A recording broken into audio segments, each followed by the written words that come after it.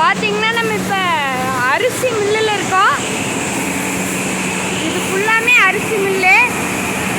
இன்னும் நிறையா வச்சுருக்காங்க, என்னென்னு தான் தெரியலை. அரிசி ஸ்டோர் பண்ணுற இடமா இருக்கலாம். சூப்பராக இருக்குள்ள வராது. ஃபஸ்ட் டைம் இப்படி எக்ஸ்ப்ளோர் பண்ணுறோம்.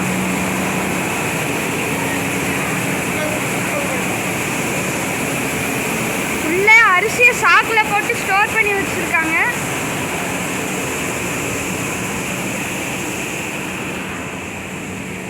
இங்கே தான் சவுண்ட் இல்லாமல் இருக்குது, நார்மல் டெம்பரேச்சர் தான்.